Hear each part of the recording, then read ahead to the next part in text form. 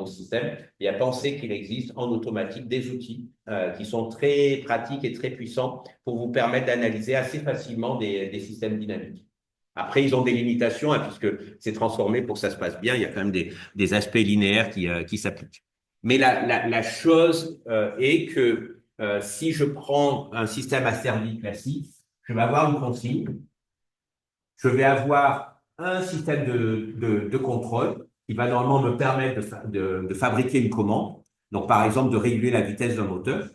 Et puis, en sortie, je vais avoir un capteur qui va me permettre de faire une mesure. Donc, par exemple, bah, la mesure de vitesse de rotation. Et je peux ensuite réinjecter cette vitesse de rotation pour essayer d'asservir la vitesse, par exemple, de ma voiture. Donc, je peux me dire, ah, mais OK, ma consigne, c'est de rouler à 80 km heure. Je détecte que ma voiture ne va pas assez vite. Dans ce cas-là, bien, l'erreur, elle est positive, puisque je suis par exemple à 70 km heure, je voulais rouler à 80. Donc, il y a une erreur de 10 km heure. Cette erreur de 10 km heure, elle va être amplifiée pour être traduite en une commande qui va dire, bon, bah, OK, donnons un peu plus de courant à notre moteur électrique, ou appuyons sur l'accélérateur, si c'est un moteur à combustion, enfin, et envoyons un peu plus d'essence pour que on puisse augmenter la vitesse. Et donc, en sortie, on va avoir une nouvelle vitesse. Cette nouvelle vitesse peut devenir supérieure à la vitesse limite qu'on s'était fixée. Donc, si par exemple, je me retrouve avec 90 km heure ici et que ma consigne est restée à 80, eh bien, je vais avoir une erreur qui devient négative, ce qui va m'amener, en fait, à freiner mon système, à essayer d'envoyer de l'énergie dans le sens opposé pour qu'il ralentisse et pour qu'il revienne à la vitesse de consigne. Et évidemment, selon comment vous allez faire fonctionner ce système qui est bouclé, eh bien, il peut se mettre à osciller. J'accélère, je vais trop vite, je ralentis trop et je réaccélère. Et donc, dans certains cas, ben, on n'est pas très content du contrôle. Donc, ça, quand on veut étudier ce qui va se passer, je dirais que c'est normal, non. Donc, pour les raisons que vous avez expliquées avant, qu'on ait ces propriétés un petit peu d'oscillation. Bien évidemment, on va essayer de les contrôler. Donc, ce qui va se passer, c'est quand vous allez faire votre contrôle et vous allez regarder dans le temps, si vous avez une consigne qui est donnée,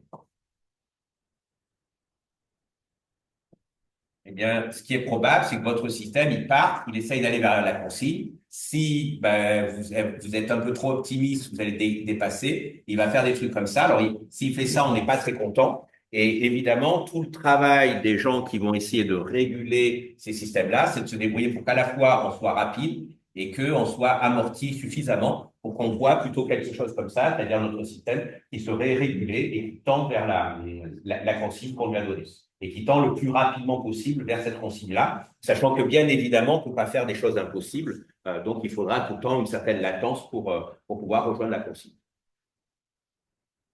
Et donc ça, si vous le représentez en fait dans un espace de la classe, ce qui va se passer, c'est quand vous prenez votre système dynamique, vous dire, ah mais ok, j'ai ici une grandeur, donc Y, qui va dépendre en fait qui va être le signal que je récupère.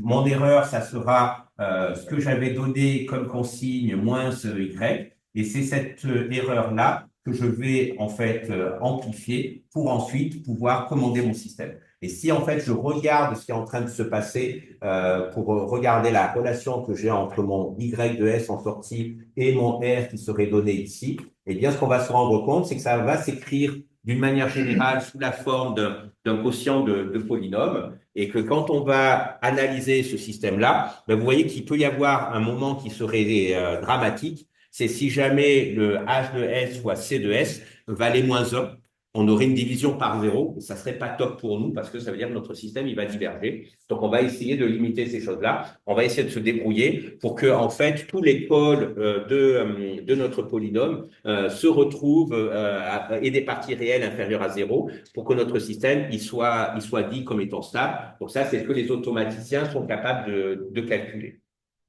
Mais malheureusement, en général, pour des systèmes linéaires, c'est facile pour les systèmes linéaires, c'est plus délicat pour d'autres systèmes. OK? Donc ça, c'est la grande théorie générale. Donc, normalement, un cours de 60 heures là-dessus.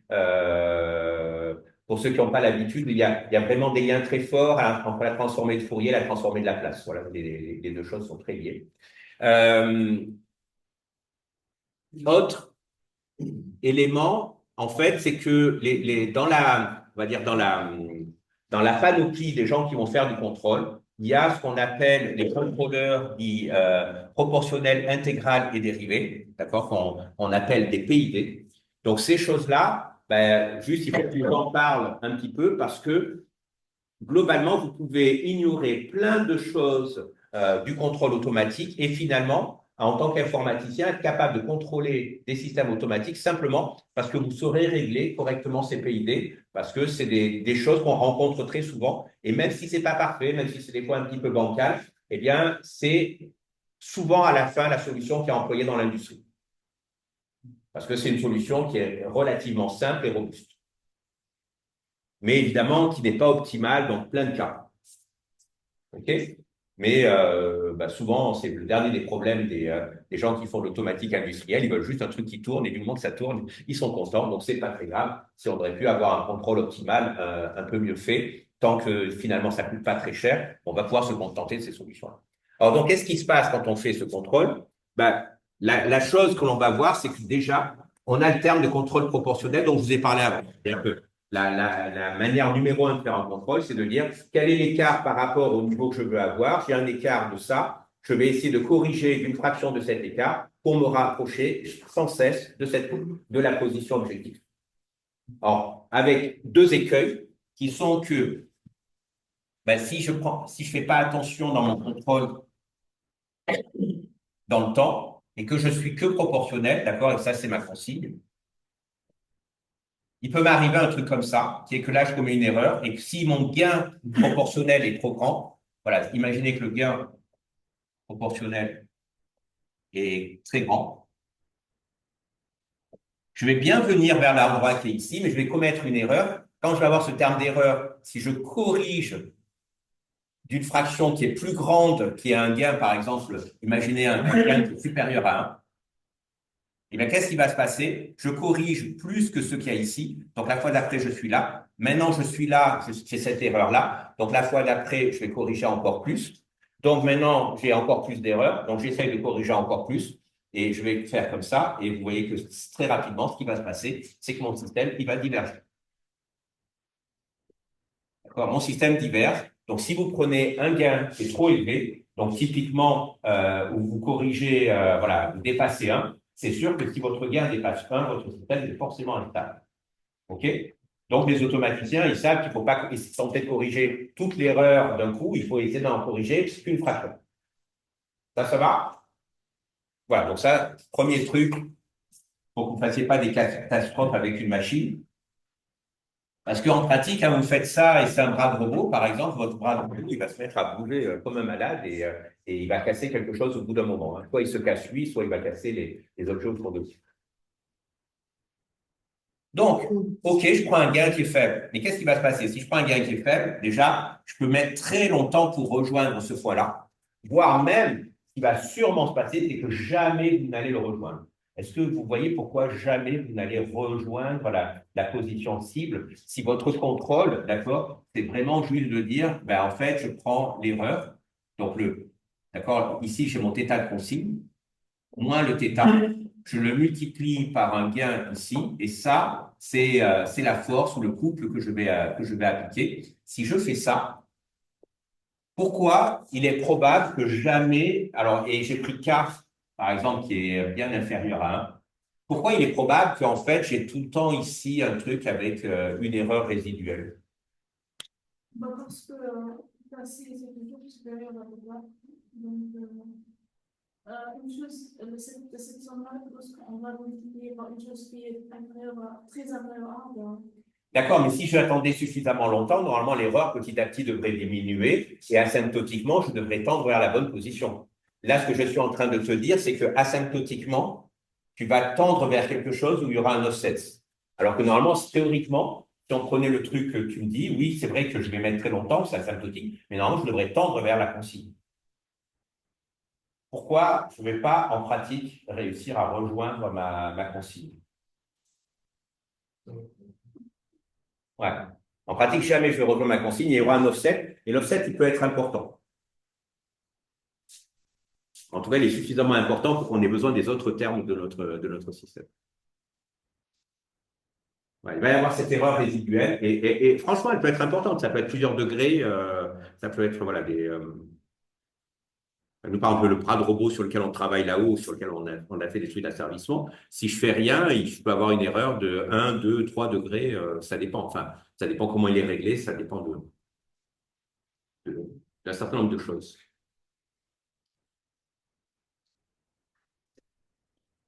Alors, ceux qui ont fait l'automatique, il y en a qui ont fait l'automatique. Qui a fait l'automatique? Ah ben voilà, ceux qui ont fait l'automatique. Alors. C'est un proportionnel, ça. Ouais. Pourquoi avec le terme proportionnel seulement, on est sûr qu'on rejoindra jamais la consigne?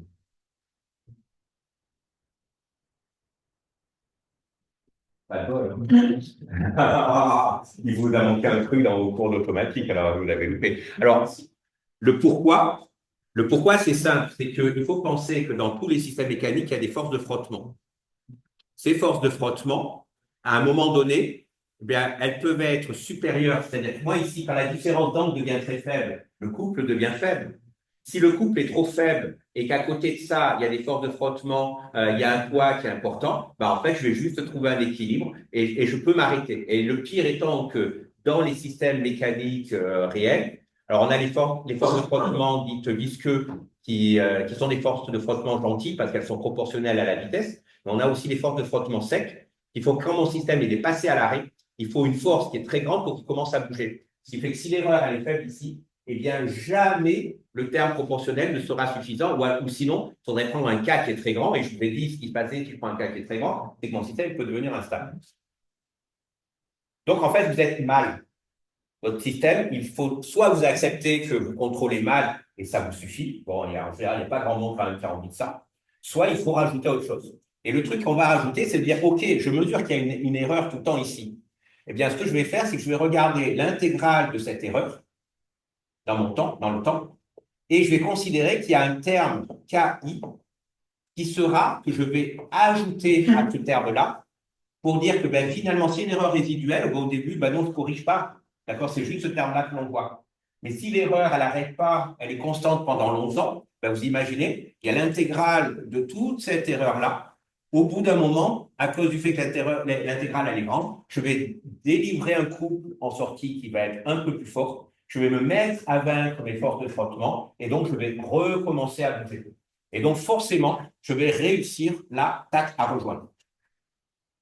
Donc, ce terme I, il est indispensable pour ça, pour lutter contre ces forces de frottement, principalement, enfin, notamment, enfin, et pas que, hein, puisque ça peut être aussi l'inertie de mon système, la masse est trop importante et qui fait que le point d'équilibre n'est pas celui que je voulais.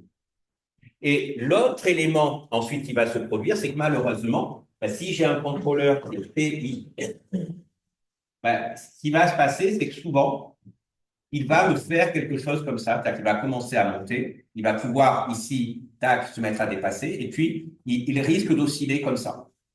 Il pourrait osciller un petit peu à l'infini, et si je suis pas content du fait qu'il est en train d'osciller, alors je suis normalement plus content parce que je peux rejoindre ma position, mais malheureusement je m'y arrête pas pile et je peux la dépasser et ça peut mettre longtemps avant de se stabiliser. Alors normalement, ça va stabiliser, normalement vous pouvez avoir des trucs qui sont comme ça, mais l'idée, c'est que je vais aussi regarder la dérivée de mon erreur, plus un KD fois la dérivée de mon erreur dans le temps, parce que la dérivée de mon erreur dans le temps, ça va me permettre de me rendre compte que mon système est en train d'osciller. Et plus mon système il va osciller, plus la dérivée de l'erreur elle sera importante, puisqu'il y aura des variations importantes dans le temps de mon erreur, même si ça reste petit.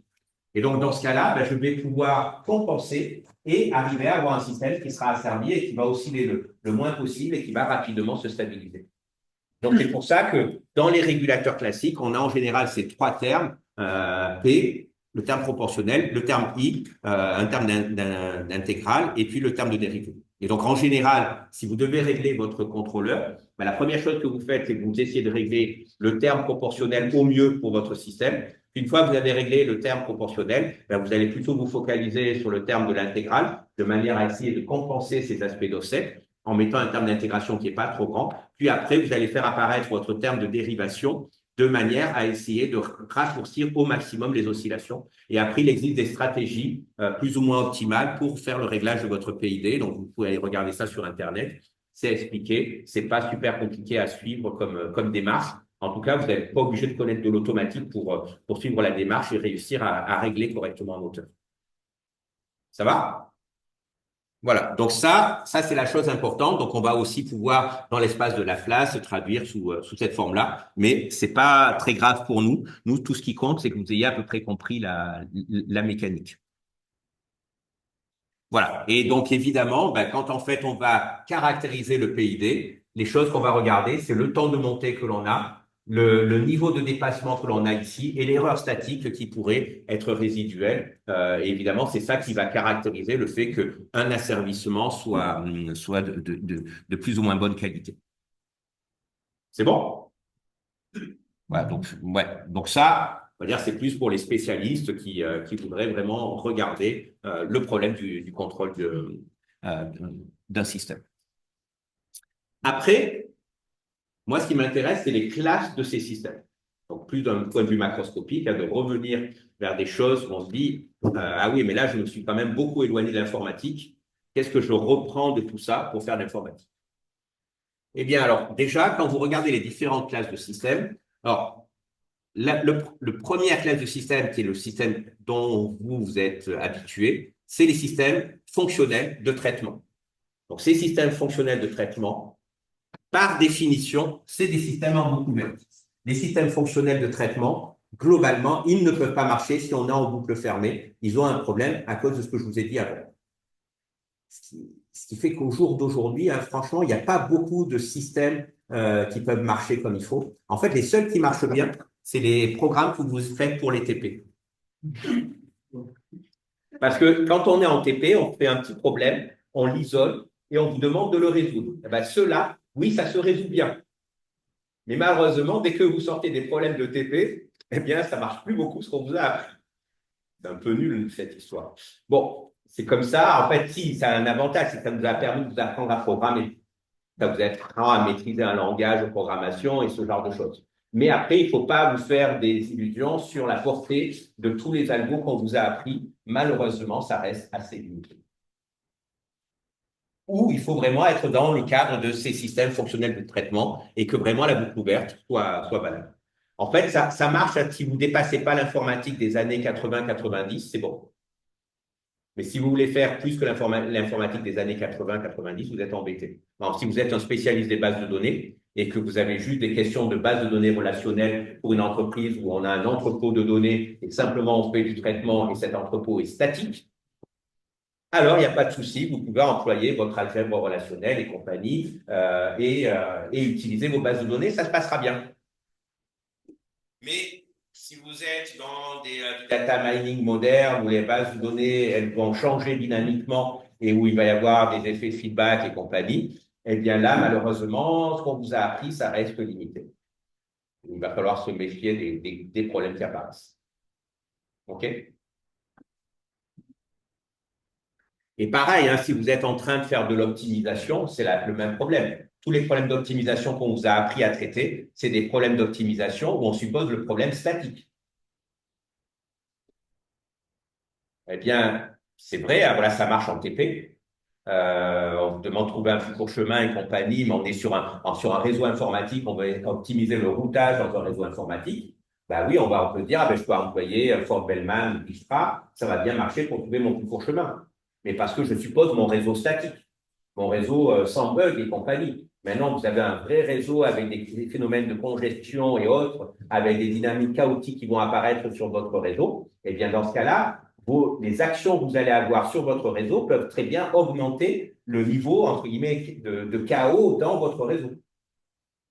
Parce que le fait que vous ayez réagi à tel endroit en reroutant des données vers tel endroit va peut-être recréer une nouvelle congestion qui peut être même pire que le problème que vous avez essayé de résoudre. Et ça, si vous regardez un petit peu, vous avez peut-être entendu parler de ces bugs qui font qu'à certains moments, des systèmes de cloud se sont effondrés. D'accord? Et ces systèmes-là, en fait, c'est souvent quand les ingénieurs en parlent et qui vous expliquent la complexité, ils vous expliquent que les architectures de cloud vraiment distribuées où on a, vous savez, souvent c'est des bâtiments comme ça qui sont il n'y a aucun nom dessus et compagnie, qui sont un petit peu dans la campagne et isolés un peu de tout, où dedans, on va retrouver des salles de serveurs, donc sur plusieurs étages, avec des baies, des racks, à la fois de disques et de puissance de calcul. Eh bien, ces systèmes-là, quand il faut les mettre en route, on est obligé de respecter une procédure de mise en route. Et dans certains cas, ça peut prendre plusieurs jours pour être capable de faire la mise en route, le temps que certains services se soient bien déclenchés, le temps qu'un certain nombre de choses deviennent opérationnelles, pour qu'ensuite on puisse mettre en route les autres, parce que sinon il y a des effets de domino et des effets de dynamique qui sont très complexes. D'accord? Donc ça, il faut vraiment y penser. Et dans certains cas, les gens ne font pas attention. Ils font une mise à jour d'un des services. Ils ne se rendent pas compte que les services étaient tous interconnectés et que malheureusement, ils ont un effet boomerang qui fait que des services qui n'avaient normalement rien à voir avec ce qu'on a touché, d'un seul coup, font que votre système s'effondre et qu'il va falloir plusieurs jours, des fois, pour le redémarrer. Et que les utilisateurs finaux ne comprennent pas, mais pourquoi on a eu une panne informatique à ce point-là majeure et que tel service de cloud est devenu inaccessible pendant tout un certain temps. Google a eu ce genre de problème, enfin tous les grands, tous les réseaux sociaux ont pu avoir ce genre de soucis au niveau de leur infrastructure. Voilà, parce que clairement, les systèmes, ils sont en boucle et que malheureusement, ben, c'est pas du tout aussi simple que le petit truc qu'on peut traiter sur son ordinateur parce que la répartition de la charge induit des effets sur les traitements et sur le fait que certains traitements vont être faits ou pas faits. Voilà, donc ça, c'est nos systèmes de traitement fonctionnels. Ils doivent être en boucle ouverte pour que ça puisse marcher, donc ça limite énormément ce qu'on peut faire. Après, on peut aller un peu plus loin avec des systèmes automatiques. Eux, ils peuvent être fermés sur l'environnement, mais ils sont un peu caricaturaux, c'est-à-dire que c'est le système d'asservissement, de régulation que je vous ai montré. C'est cool tant qu'on veut juste régler un point d'équilibre, mais comment aller plus loin? Voilà. Donc, finalement, c'est bien parce que ça marche, ça peut être stable. Ben, comment on peut aller plus loin? Ben, il faut des systèmes qui soient adaptatifs, c'est-à-dire des systèmes qui vont être capables d'être fonctionner un peu sur un mode automatique et qui, en plus, vont avoir un aspect d'apprentissage. Donc ça, c'est globalement ce qu'on essaye de faire aujourd'hui. Et c'est en ça où, à la fois, ben, ce qu'on peut faire dans le cadre du machine learning d'une manière générale, c'est une solution, mais c'est aussi un problème. D'accord? Pensez un réseau de neurones, c'est un système intégratif. D'accord? On modifie les poids synaptiques. Hein. Vous savez tous ça, hein, que si je prends ma modification de d'un poids synaptique dans mon réseau de neurones, hein, c'est un epsilon en général, en fonction d'un truc qui est sur une entrée fois la sortie. Il y a au moins ça, ce qui signifie que le poids synaptique que je regarde dans le temps, ben, c'est le poids synaptique que j'avais à l'itération, le poids synaptique que j'avais à l'itération précédente, plus un certain epsilon de ce d de WIJ sur dt là que j'ai essayé de calculer. D'accord? Donc, au final, j'ai bien quelque chose où je suis en train d'intégrer quelque chose et mon poids synaptique en lui-même est le résultat d'une intégration. Donc, quand vous pensez, si le résultat de votre réseau de neurones est réinjecté d'une manière ou d'une autre en entrée et que dans les entrées de votre système, vous percevez le résultat d'un autre réseau de neurones, ça signifie que dans votre boucle, il y a un mécanisme d'intégration. Donc, il y aura des oscillations. Et bien évidemment, comme dans ces systèmes-là, à certains moments, vous allez avoir des soucis et que vous allez vous dire, je voudrais filtrer ces trucs-là, vous allez dériver votre signal pour ne regarder que les variations, pour ne voir, entre guillemets, que les choses qui pourraient être importantes. Et alors, comme vous allez avoir l'intégration, plus la dérivation, plus des termes proportionnels, ben, vous aurez vraiment des jolis oscillateurs. Mais c'est vrai, si vous regardez votre réseau de neurones en boucle ouverte, en vous disant, ah, moi, on me donne une image en entrée, je fabrique des labels en sortie, c'est un système en boucle ouverte. Donc, une démarche fonctionnelle fonctionne. Sauf que si vous avez fait un système de reconnaissance de forme avec YOLO et que d'un seul coup, vous décidez de l'interfacer en disant, ah, mais OK, puisque je peux déduire des choses, je peux fabriquer des textes formels. Et donc, ces textes formels, après, je peux les analyser avec un grand langage, un grand modèle de langage. Et qu'ensuite, le résultat de ce grand modèle de langage me permet de prendre une décision qui fait que je fais bouger quelque chose qui va me donner de nouvelles images. Eh bien là, vous êtes dans un système qui est devenu complètement bouclé et malheureusement, les propriétés de votre réseau de neurones pourraient vous embêter si notamment il continue d'apprendre. Alors s'il n'apprend plus, hein, si tout est statique, tout va bien. Mais la plupart du temps, à un moment donné, il y a quelqu'un qui va se dire, ah, mais ça c'est quand même cool si le système il continuait d'apprendre et qu'il pouvait s'améliorer dans le temps. Génial, oui. Mais attention, si vous n'avez pas pensé au fait qu'il y aura aussi un effet négatif, ben, ça risque d'être une catastrophe. Si vous le pensez bien, on va voir que ça peut vraiment bien marcher. Voilà, donc ça, c'est là où on en est aujourd'hui.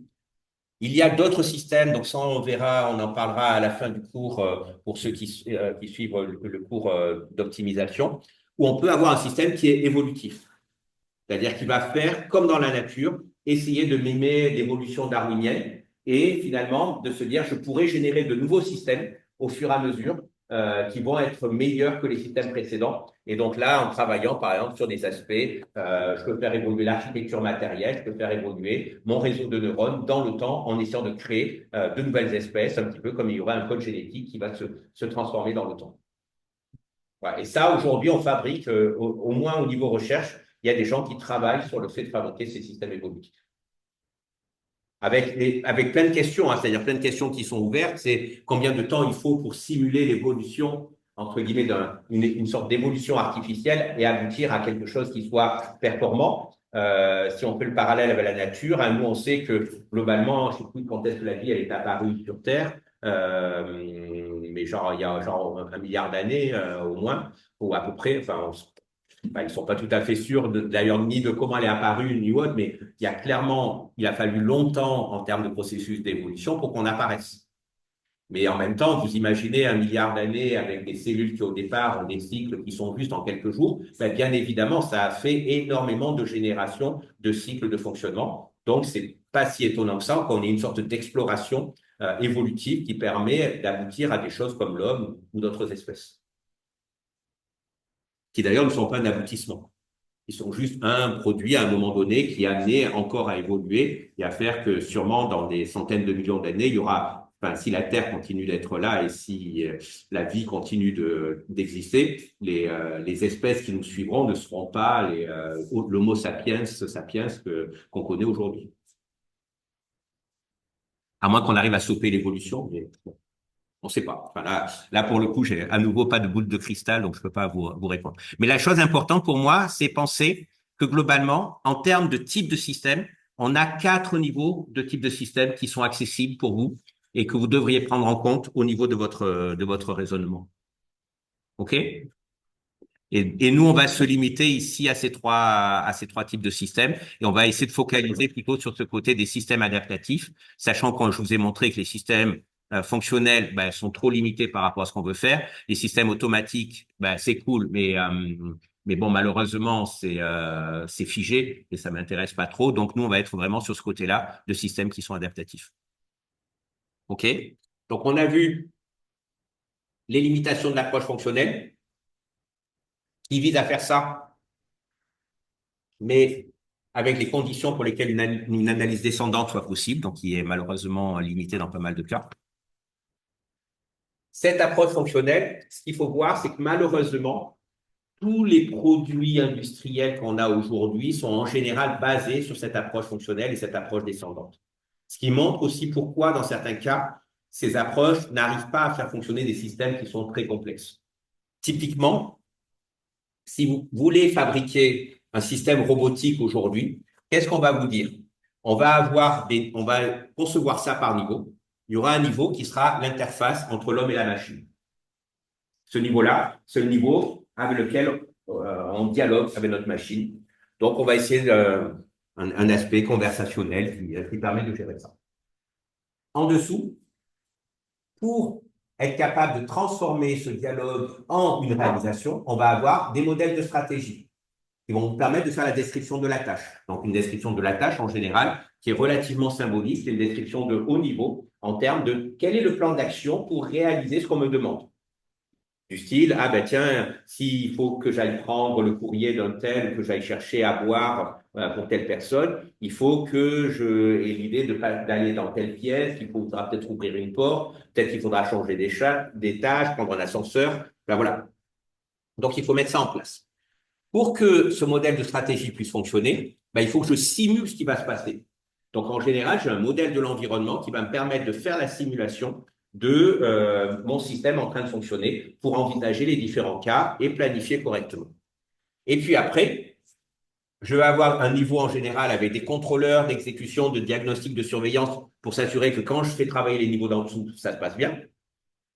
Et là, bah, si par exemple j'ai un robot, je vais avoir un modèle géométrique ou cinématique de ce qui est en train de se passer. C'est-à-dire que je vais avoir un modèle de mon bras qui va me dire que, ah ben oui, quand je bouge l'articulation de telle et telle manière, mon extrémité va se retrouver à telle coordonnée. Et donc, je vais gérer ce passage de articulaire vers cartésien, par exemple. C'est ce que je ferai dans un modèle géométrique.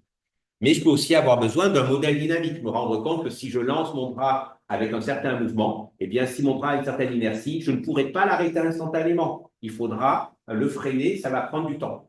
Et donc, dans ce cas-là, si je veux planifier le fait que je m'arrête au bon endroit, ben, il faudrait que je tienne compte de tout ça. OK? Donc, je vais avoir besoin de ça. Et puis après, une fois que j'ai résolu mon problème en disant, ah, mais OK, finalement, la trajectoire point à point que je dois réaliser, elle est comme ci, comme ça, eh bien, je vais avoir besoin de modèles d'asservissement et de systèmes qui vont gérer les signaux et la commande au plus bas niveau de mon système. Vous voyez, c'est fabriqué par strates. Et normalement, on aimerait bien que ces strates soient indépendantes les unes des autres. Et en général, ça marche bien tant qu'on reste là. Et puis, dès qu'on veut aller avec tout ça dedans, ben, les interactions entre ces niveaux font que la plupart du temps, ben, on n'est pas très satisfait du résultat. Et on n'a toujours pas de robots qui soient interactifs avec nous et avec lesquels on ait, entre guillemets, un plaisir à échanger en se disant que finalement, voilà, ça y est, le robot est devenu intelligent et je peux avoir un robot domestique à la maison qui va ranger ma chambre et faire le ménage quand je suis pas là. Et ça, on en est super loin, alors que ça fait super longtemps qu'on est capable de fabriquer des programmes qui jouent aux échecs. Et donc, c'est quand même un truc perturbant, d'accord, de se dire que fabriquer des machines qui peuvent démontrer des théorèmes, qui peuvent jouer à des jeux de stratégie qu'on considère comme étant très intelligents, ben ça, on sait le faire. Et faire une simple machine qui pourrait ben, faire la vaisselle, plier notre linge, voilà, ranger un petit peu les choses, eh bien ça, on ne sait pas faire. Et c'est vraiment des questions de recherche. Oui.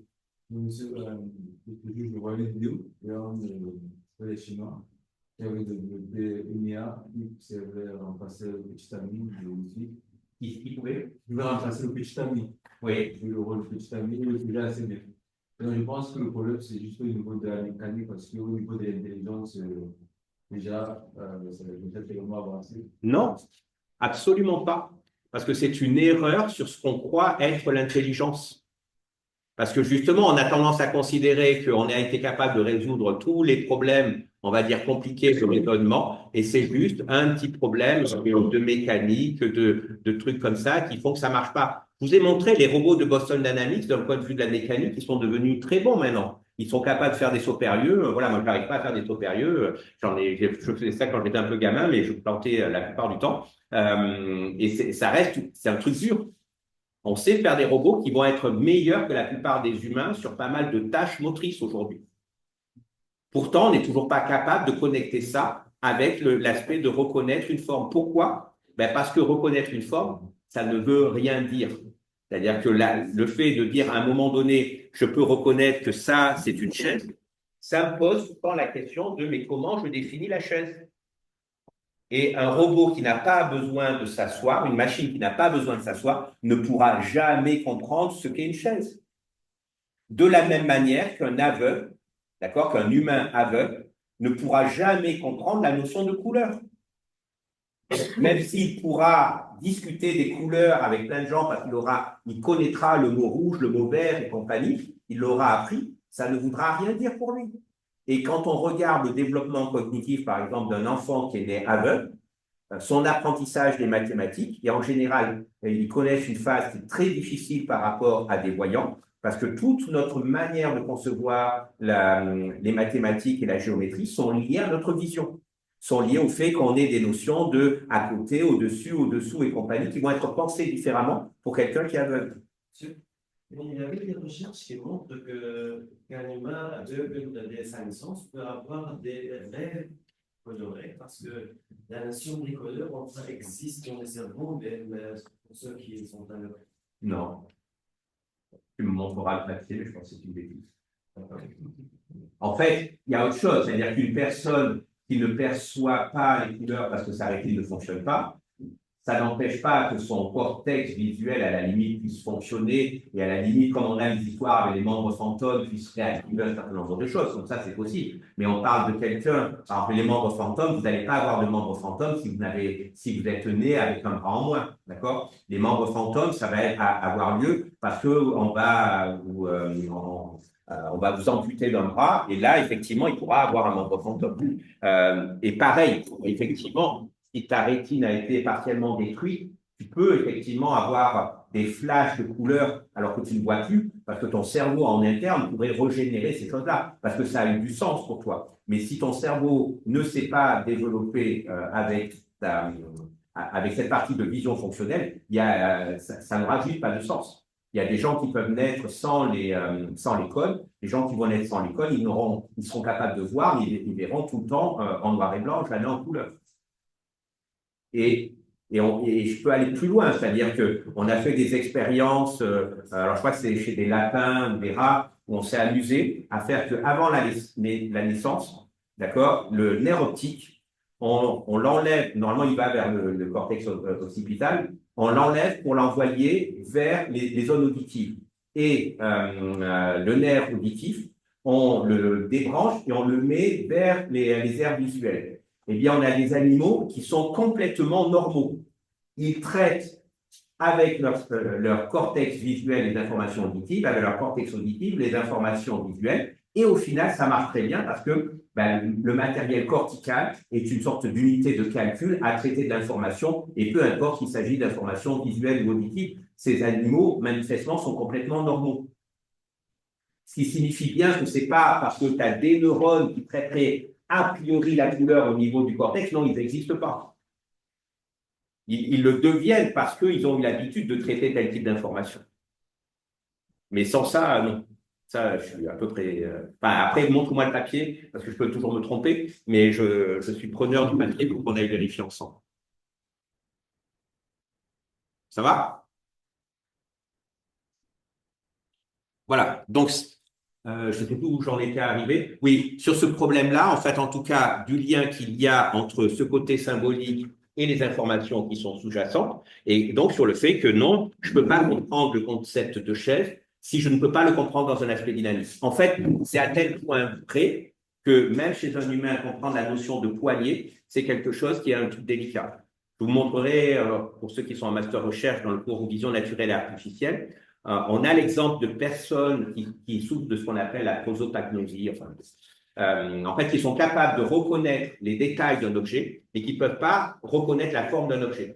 C'est-à-dire que vous donnez à cette personne-là un tire-bouchon, vous savez, classique, hein, avec le truc, on va dire, avec une forme hélicoïdale et compagnie. Vous demandez à la personne de décrire ce qu'elle voit. Elle va dire, ah ben, je vois qu'il y a peut-être un manche en bois, je vois qu'il y a une partie métallique, je vois qu'il y a une partie hélicoïdale, je vois qu'il y a une partie qui est pointue au bout. Vous lui demandez qu'est-ce que c'est, vous dit, je ne sais pas. Vous lui mettez le tire-bouchon dans la main, elle ne le regarde pas, et de suite, elle va vous dire, c'est un tire-bouchon. Parce qu'en fait, la reconnaissance du fait que c'est un tire-bouchon, c'est lié à la notion qu'on appelle les affordances. Et ces affordances, en fait, c'est lié au fait qu'il y a un aspect de sensorimotricité.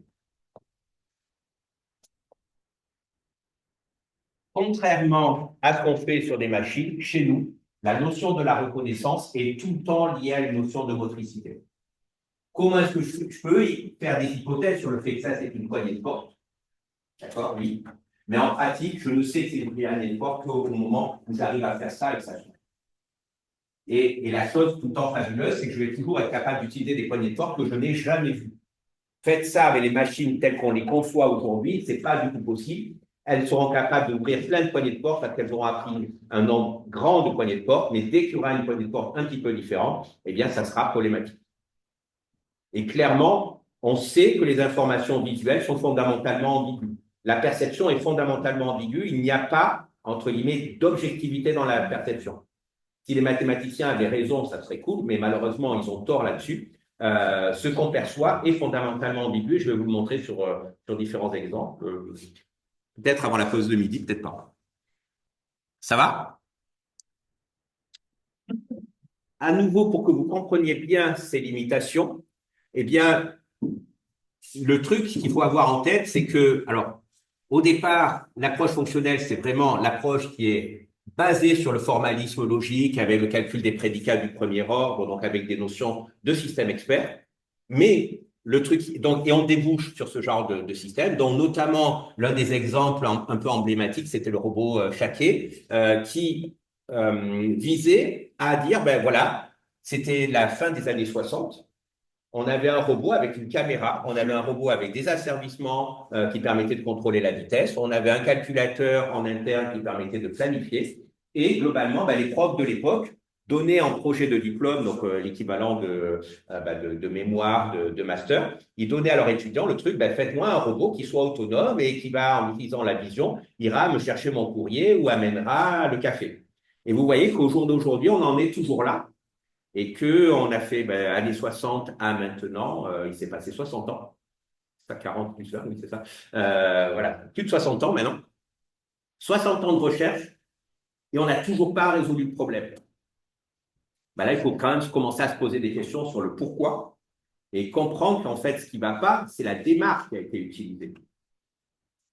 Parce que, alors, on a fait des choses fabuleuses entre-temps, c'est-à-dire que grâce à cette problématique-là, on a inventé le traitement d'image, on a inventé le traitement du signal, le traitement de la parole, on a inventé les traducteurs, on a inventé des systèmes de planification, des systèmes d'optimisation, tous plus sophistiqués les uns que les autres, qui rendent des services spécifiques à chaque fois quand on les fera de manière isolée, quand on peut les faire fonctionner en boucle ouverte. Mais en fait, intégrer tout ça dans un système autonome, eh bien, c'est à chaque fois là où ça foire.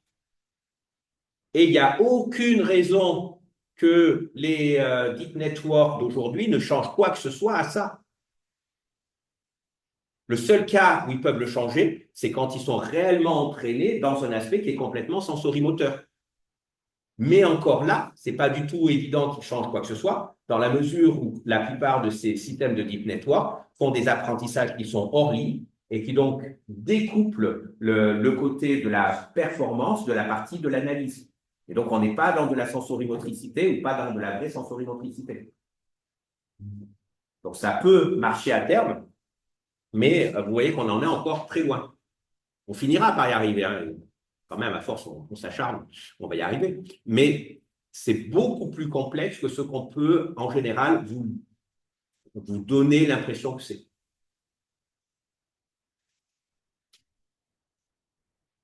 Voilà. Et donc, ça, ces systèmes-là, classiques, ils consistent à dire, il y a un étage de perception, il y a un étage de modélisation, un étage de planification, un étage d'exécution des tâches, un étage de contrôle moteur. Cette approche-là, globalement, elle n'a jamais vraiment réussi à contrôler un bras de robot, un robot globalement. Ça ne marche pas. Donc ça, mais pourtant, c'est effectivement, tout ce qu'on vous enseigne est basé là-dessus, mais le constat, c'est non, ça ne marche pas. Enfin, si ça marchait, vous auriez vu déjà des systèmes fonctionner, d'accord? Et la voiture autonome que Musk vous vend depuis je ne sais pas combien d'années, vous voyez bien qu'à chaque fois, la conduite complètement autonome, il la reporte d'année en année et que globalement, c'est tout le temps hyper limité ce qui est proposé. On y arrivera. Mais clairement, le problème est souvent qu'on sous-estime la complexité ou qu'on focalise en disant le problème, il est juste à tel niveau. Non, le problème, c'est le problème de l'ensemble de la dynamique du système. Donc, c'est quoi l'approche qui marche? Pardon? C'est quoi l'approche qui marche de nos élèves? Là, ça ne marche pas. Donc, qu'est-ce qui marche? On va le voir. C'est le but. Mais d'abord, je dois déconstruire et après, je construis. OK. Voilà, donc ça, je vous l'ai expliqué.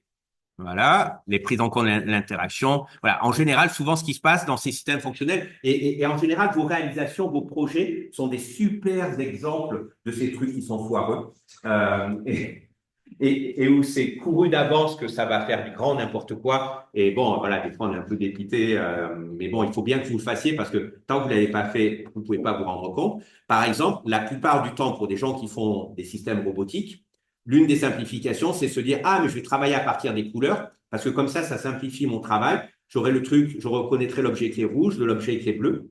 Et moi, je leur dis tout le temps aux étudiants, vous devriez faire attention parce qu'il n'y a rien de plus compliqué que d'aller reconnaître un objet qui est rouge d'un objet qui est bleu. Les étudiants me disent, mais non, vous déconnez là, ça c'est pas possible. C'est très facile de faire un système qui marche. Oui, c'est vrai, dans une salle, un jour J, c'est facile de trouver le seuil sur on va dire le signal rouge ou le signal vert ou le signal bleu et de dire ah mais ok je mets ce seuil et ça va être ok pour la tâche aujourd'hui. Sauf que si d'un seul coup il fait soleil alors que lorsque vous aviez fait la mise en œuvre de votre système il y avait des nuages, et d'un seul coup vos seuils ne marchent pas. Et après vous dites ah mais ok je vais essayer de trouver une manière d'adapter mes seuils et là vous allez découvrir que non il n'y a pas de bonne solution pour faire ces choses-là et qu'il n'y a rien de plus compliqué que de traiter la couleur à tel point que chez nous la reconnaissance des formes ne tient pas compte de la couleur.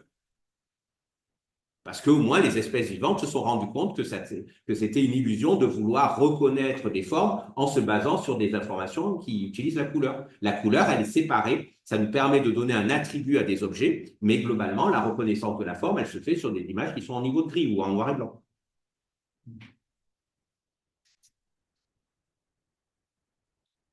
Voilà. Et alors, comment on a pu faire 5 minutes pour essayer de répondre à ta question, mais non, en fait, il va me falloir toutes les autres séances pour répondre. Mais au moins pour commencer, eh bien, alors notamment, il y a eu, alors je ne sais pas si j'ai la slide d'après. Oui, voilà. Il y a un truc qui a été dit par Rodney Brooks. Rodney Brooks, vous avez peut-être jamais entendu parler. Donc, c'était le directeur du labo d'IA du MIT. C'est à lui que l'on doit ce robot-là, qui s'appelle Gengis, qu'il a sorti dans les années 80. Pardon. Et donc, ce robot Gengis, quand Brooks l'a conçu, en fait, il est parti avec une sorte de mantra qui était de dire les éléphants ne jouent pas aux échecs. On a des super programmes de jeux d'échecs, mais on a des robots qui sont complètement nazes de chez nazes. Comment faire pour éviter le problème? Et donc, lui, ce qu'il a dit, c'est de dire, bon, ok, en fait, si je regarde les insectes, je vais essayer de partir des insectes, et qu'est-ce que je vois chez les insectes? C'est que souvent, le lien entre le capteur et l'effecteur, il est très court. Les réseaux de neurones chez les insectes, c'est pas des réseaux, déjà, c'est pas le cas chez l'humain, mais encore moins chez les insectes. On a vraiment souvent des boucles qui sont plutôt des sortes de boucles réflexes très courtes entre le capteur et l'effecteur. Et on a à la fin un animal qui est autonome, qui est capable de s'adapter. Alors évidemment, ils ne jouent pas aux échecs, mais ils font des choses déjà qui sont sympas. Et puis pareil, un éléphant, même si ça a une très grosse tête, c'est un tout petit cerveau à l'intérieur, et c'est capable de résoudre tout un ensemble de tâches de la même manière qu'un chat, qu'un oiseau et compagnie. C'est clairement pas le nombre de neurones, entre guillemets, qui compte par rapport à l'intelligence, et c'est pas le nombre d'hyperparamètres qui, entre guillemets, gouvernent l'intelligence. Donc là, il y a une fuite en avant qui montre juste souvent aussi notre ignorance. Et donc, la stratégie qu'ils ont proposée, c'est de dire, OK, plutôt que de faire je perçois, je planifie, j'agis, eh bien, prenons les senseurs, essayons de les coupler directement aux actuateurs en faisant ces choses-là plutôt en parallèle, en disant, eh bien, je vais avoir des choses qui vont travailler en parallèle et qui peuvent être indépendantes les unes des autres. Alors, évidemment, avec des limitations, parce que si vous êtes avec des choses qui fonctionnent complètement en parallèle, ça peut même être contradictoire. Mais il se trouve que dans la plupart des cas, ces dynamiques ne se déclenchent que parce que certains signaux sont disponibles. Et donc, on peut arriver à avoir des solutions qui sont très simples à ces problèmes-là. Hop. Et un exemple, oh, je ne vais pas commencer de suite. Je vous propose qu'on fasse la pause. Et donc, en début d'après-midi, je répondrai à la question sur comment on fait. Mais l'idée, ça va être penser avec des attracteurs, penser à une programmation qui sera basée sur des attracteurs. Et on va essayer de voir ça sur quelques petits exemples pour commencer. Donc, on se retrouve à 1h, c'est ça? Voilà. Donc, ne soyez pas en retard. Là, vous êtes tous là. Donc, il n'y a aucune raison que vous soyez en retard. Donc, si vous arrivez à 1h15, je ne vous accepte pas.